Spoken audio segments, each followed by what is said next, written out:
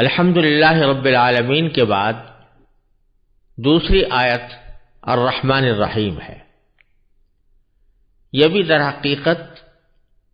رب العالمین کی طرح اللہ تبارک و تعالی کی دو صفتوں پر مشتمل ہے، جس کے معنی ہے کہ جو سب پر مہربان ہے، بہت مہربان ہے۔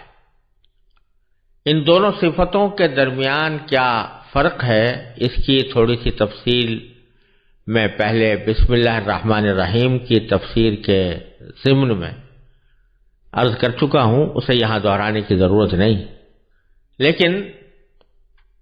یہاں جو بات قابل توجہ ہے وہ ایک تو یہ کہ جب یہ کہا تھا کہ الحمدللہ تمام تعریفیں اللہ کے لیے ہیں، تو اتنی بات بھی کافی تھی کہ تمام تعریفیں اللہ کے لیے ہیں، وہی تعریفوں کا مستحق ہے۔ لیکن اللہ تبارک و تعالیٰ نے اس سورہ فاتحہ میں ہمیں یہ ادب بھی سکھایا اور ایک طرح سے تعلیم بھی دی، اور ہماری سمجھ کو متوجہ فرمایا کہ اللہ تبارک و تعالیٰ جس کی تمام تعریفیں ہیں اس کی کیا اہم صفات ہیں۔ ان میں سے ایک صفت رب العالمین بیان کی، جس کی کچھ تفصیل پہلے عرض ہو چکی ہے، اور دوسری صفت الرحمن اور تیسری صفت الرحیم بیان فرمائی۔ جیسا کہ میں نے پہلے عرض کیا تھا کہ اس کو اس طرح بھی دیکھا جا سکتا ہے کہ الحمدللہ ایک دعویٰ تھا، اور وہ دعویٰ یہ تھا کہ تمام تعریفیں اللہ ہی کی ہیں، یعنی اللہ تبارک و تعالیٰ کے سوا کوئی بھی ذات، کوئی بھی ہستی، کوئی بھی چیز حقیقی تعریف کی مستحق نہیں۔ اگر حقیقی تعریف کی مستحق ہے تو وہ صرف اللہ تبارک و تعالیٰ کی ذات ہے۔ یہ ایک دعویٰ تھا۔ آگے رب العالمین میں بھی اس کی ایک دلیل بیان کی گئی ہے کہ تمام تعریفیں اسی کی طرف کیوں لوٹتی ہیں، اس واسطے کہ وہ سارے عالموں کا، سارے جہانوں کا پروردگار ہے، اس کو پالنے والا ہے، اس کو پیدا کرنے والا ہے۔ اور دنیا میں جب کسی چیز کی تعریف ہوتی ہے تو حقیقت میں اس کے پالنے والے کی، اس کے بنانے والے کی تعریف ہوتی ہے۔ تو ایک دلیل تو اس دعوے کی ہوئی رب العالمین، اور دوسری دلیل یہ الرحمن الرحیم بھی ہے کہ وہ ذات کے جو رحمت والی ہے، جس کی رحمت عام بھی ہے، جس کے لیے الرحمن فرمایا گیا، اور جس کی رحمت تام بھی ہے یعنی مکمل بھی ہے، جس کے لیے الرحیم فرمایا گیا۔ تو در حقیقت قابل تعریف تو وہی ذات ہونی چاہیے جو اتنی زبردست رحمت کی مالک ہو کہ اس کی رحمت سب پر وسیع بھی ہو، اور جس پر ہو وہ بہت عمق کے ساتھ، گہرائی کے ساتھ اور مکمل طور سے ہو۔ تو یہ ایک طرح سے دوسری دلیل ہے اس دعوے کی کہ الحمدللہ۔ دوسرا پہلو اس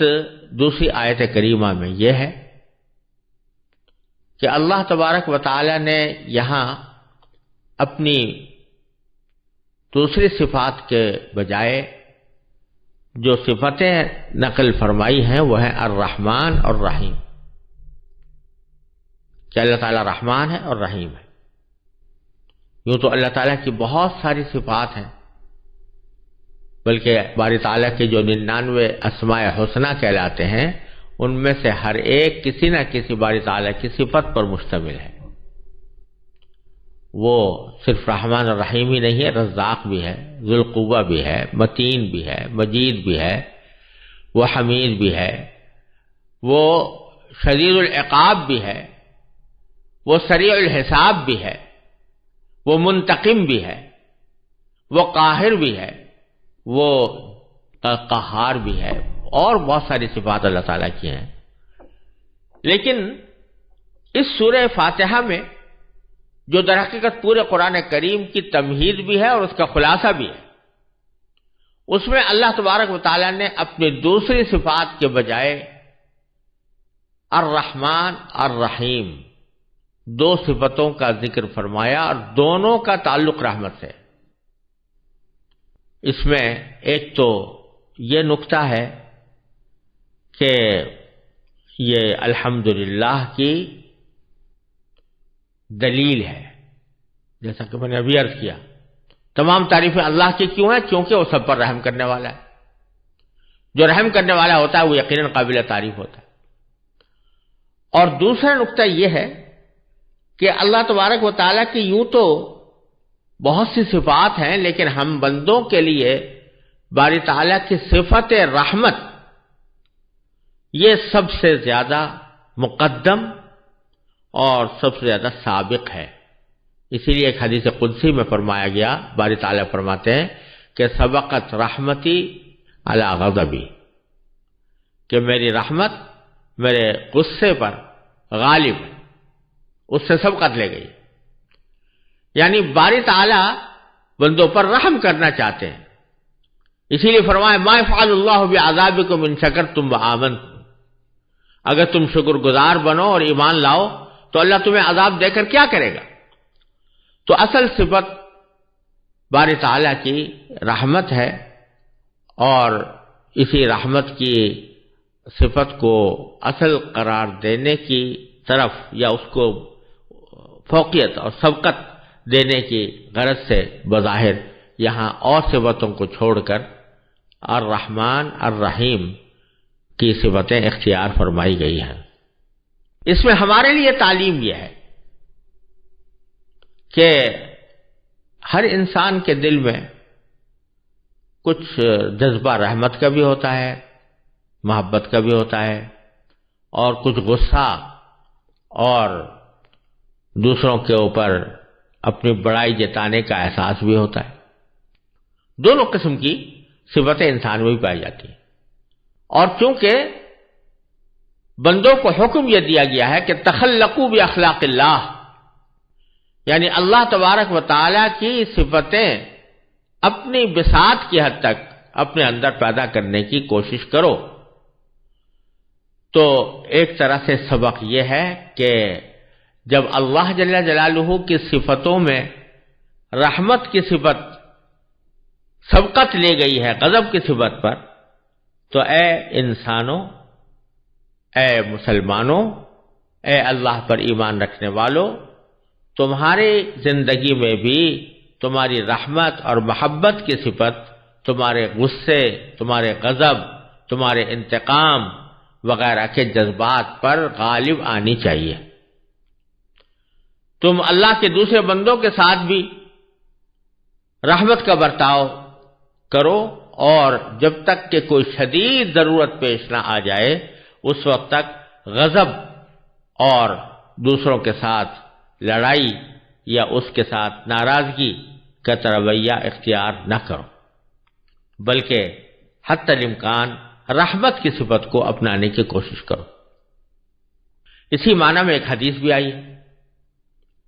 اور وہ حدیث ایسی ہے کہ پہلی صدی ہجری سے آج تک اس حدیث کی یہ خصوصیت رہی ہے کہ جب کوئی طالب علم یا شاگرد اپنے استاد کے پاس حدیث کا درس لینے کے لیے پہنچتا تو استاد اس کو سب سے پہلے یہ حدیث سناتے تھے۔ اسی لیے اس حدیث کو حدیث مسلسل بالاولیہ بھی کہا جاتا ہے، یعنی وہ حدیث ہے کہ جو حضرت سفیان ابن عیینہ سے لے کر ہم تک یہ اس طرح پہنچی ہے کہ جب بھی کسی شاگرد نے کسی استاد سے حدیث پڑھنے کی درخواست کی تو سب سے پہلے حدیث جو اس کو سنائی گئی وہ یہ تھی۔ اور اس سے اس حدیث کی اہمیت کا بھی اندازہ ہو سکتا ہے کہ مسلم معاشرے میں اس حدیث کو کیا مقام دیا گیا تھا کہ اس کے نتیجے میں سب سے پہلے یہ پڑھایا جاتا تھا، جس کا مطلب یہ ہے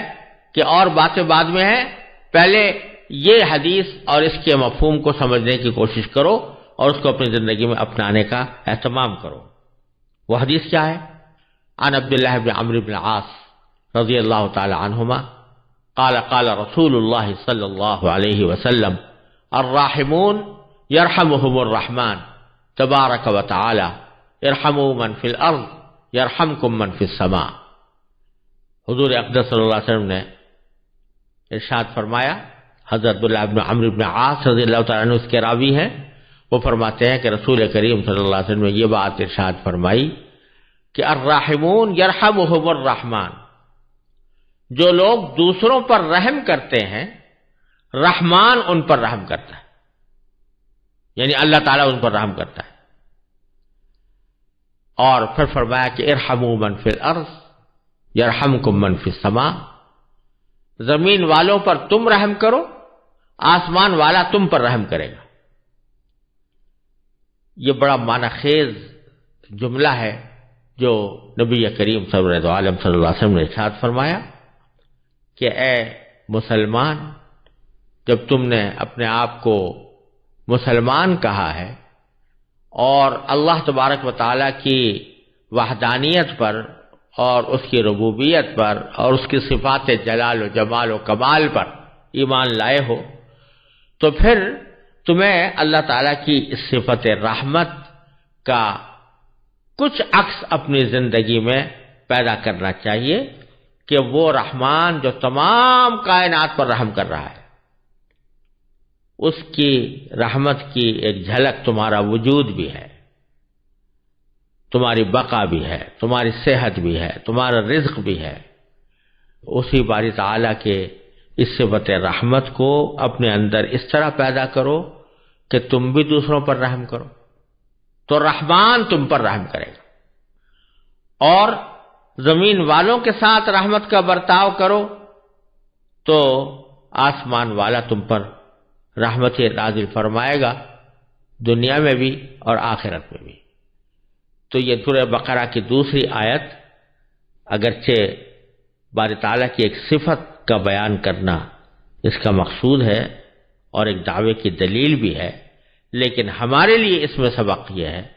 کہ ہم اپنی رویوں میں رحمت کو غالب رکھیں اور غضب کو، غصے کو، ناراضگیوں کو یہ پیچھے رکھیں، بغیر شدید ضرورت کے، بغیر کسی شدید حاجت کے ہم غصے اور ناراضگی سے پرہیز کرتے ہوئے رحمت اور محبت کا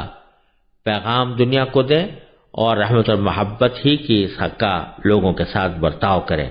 اب یہ کچھ بعض مقامات ایسے ہوتے ہیں کہ جہاں آدمی کو اپنے غضب کا اظہار بھی کرنا پڑتا ہے، وہ بظاہر رحمت کے خلاف نظر آتا ہے، لیکن وہ استثنائی صورتیں ہیں اور ان مواقع پر غصہ کرنا ہی